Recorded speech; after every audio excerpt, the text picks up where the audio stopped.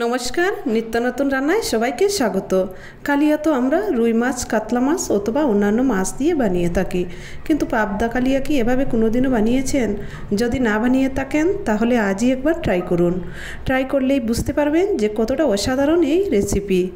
তো পাবদা কালিয়া রান্নার জন্য প্রথমে আমি এখানে কিছু পাবদা মাছ নিয়েছি, আর মাছটা আমি ভালো করে ধুয়ে পরিষ্কার করে নিয়েছি। এবার মাছের উপর দিয়ে দিব হলুদ গুঁড়ো, অল্প মরিচের গুঁড়ো, পরিমাণ মতো নুন আর রান্নার তেল দিয়ে ম্যারিনেট করে রেখে দেব 30 মিনিটের জন্য। 30 মিনিট পর ফিরে এলাম। চুলাটা অন করে একটা কড়াই বসিয়ে দিলাম। কড়ার মধ্যে আগে থেকেই অল্প কিছু তেল ছিল, আর এই তেলের মধ্যে আমি আরও কিছু তেল দিয়ে দিলাম। এবার তেলটা ভালো করে গরম করে নিয়ে দিয়ে দিলাম 2 টুকরো দারচিনি, 2টো এলাচ, 2টো লবঙ্গ আর টুকরো করা 2টো তেজপাতা আর পেঁয়াজ কুচি। এবার পেঁয়াজ কুচিটা নেড়ে চেড়ে ভালো করে ভেজে নেব। যখন পেঁয়াজটা ভেজে নিয়ে হালকা বাদামি কালার চলে আসবে তখন দিয়ে দেব কেটে রাখা টমেটো দিয়ে আবারও নেড়ে চেড়ে নিচ্ছি। এর উপর দিয়ে দেব আগে থেকে বেটে রাখা আদা, রসুন, পেঁয়াজ, জিরে বাটা, সেটাও দিয়ে দেব।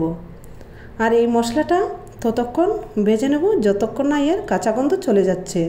তো কিছুক্ষণ ভেজে নেওয়ার পর এর কাঁচা গন্ধ চলে গেছে, দিয়ে দেব শুকনো গুঁড়ো মশলা বলতে প্রথমেই আমি এখানে দিয়ে দিচ্ছি হলুদ গুঁড়ো, লাল মরিচের গুঁড়ো, ধনিয়া গুঁড়ো, স্বাদমতো নুন দিয়ে মশলাটা ভালো করে নেড়ে চেড়ে নিচ্ছি। আর দিয়ে দিচ্ছি অল্প জল, যাতে মশলাটা পুড়ে না যায়। এবার নেড়ে চেড়ে ভালো করে মশলাটা কষিয়ে নেব। আর মশলাটা আমি ভালো করে কষিয়ে নিয়েছি, মশলার কালারটাও চেঞ্জ হয়ে এসেছে। এ পর্যায়ে আমি দিয়ে দেব আগে থেকে ফেটিয়ে রাখা টক দই। এবার মশলার সাথে দইটা ভালো করে নেড়েচেড়ে মিশিয়ে নেব। টেস্ট ব্যালেন্স করার জন্য দিয়ে দেব 1 চামচ চিনি।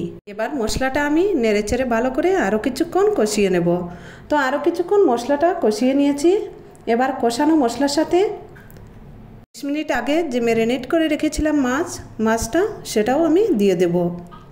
আর মশলার সাথে মাছটা ভালো করে নেড়েচেড়ে নেব। চুলার জালটা লোতে রেখে ঢাকা দিয়ে 5 থেকে 7 মিনিট রান্না করে নেব।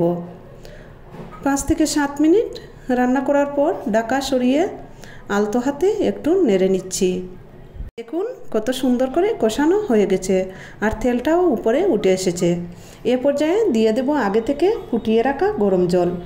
এবার আলতো হাতে একটু নেড়ে চেড়ে নিচ্ছি, আর উপর দিয়ে দিচ্ছি 4 থেকে 5টা কাঁচামরিচ। এবার চুলার জালটা মিডিয়ামে রেখে আরও 10 মিনিটের মতো রান্না করে নেব। আর 10 মিনিট পর ঢাকা সরিয়ে নেড়ে চেড়ে নিচ্ছি, আর রান্নাটা আমার প্রায় হয়েই এসেছে। এর উপরে দিয়ে দেব ধনেপাতা কুচি, দিয়ে চুলার জালটা বন্ধ করে দিয়ে ঢাকা দিয়ে রেখে দেব 3 থেকে 4 মিনিটের জন্য। তো 3-4 মিনিট পর ঢাকা সরিয়ে নিচ্ছি, আর দেখুন কতটা লোভনীয় হয়েছে এই পাবদা কালিয়াটা। এবার একটা প্লেটের মধ্যে নামিয়ে নিচ্ছি, আর দেখুন একটা মাছও ভাঙেনি, সবগুলো মাছ একদম গোটাই আছে।